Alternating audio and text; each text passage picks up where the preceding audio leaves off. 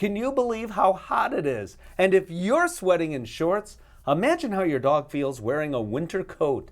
Dr. Heather Loenser of the American Animal Hospital Association says heat is in fact very risky for your dog.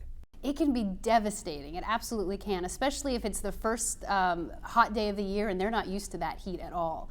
So the signs that they're getting overheated is they're really panting heavily. Maybe their tongue is even off to the side. They're panting so hard. Their drool is going from being really watery to now stringy because they've panted off a lot of that water. If they start to get really, really hot, they might not be able to walk.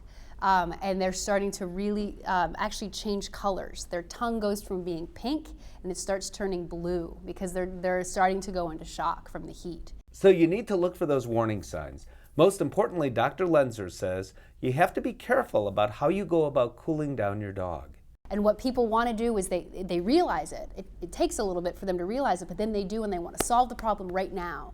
And if they're outside, maybe they're on a picnic or they're near a lake, they want to get that dog as cool as possible, as fast as possible. And they'll take maybe a cooler full of ice and they'll dump it on top of the dog, or they'll bring the dog into the lake, or they'll turn a cold hose on the dog. And now we've had a dog who's overheating and now he's hypothermic. And that can cause a huge cascade of events where this dog is now going to probably die of heat-related injuries. So here's the thing, you do need to cool down your dog right away, but make sure it's a gradual process. They don't get nice and sweaty like we do. So let's mimic that by putting warm water on areas that don't have a lot of fur, like armpits, belly, their head, and then stick them in front of a fan because you're going to use the evaporation to help cool them down as well. Of course, the best course is not to allow your dog to overheat in the first place. So during really hot days, think about it. Go out early in the morning or later in the evening. And if you're out for a fun day and it's really hot outside, make sure you take a lot of breaks, lots of water for the dog to drink, and make sure your dog gets at least some time in the shade.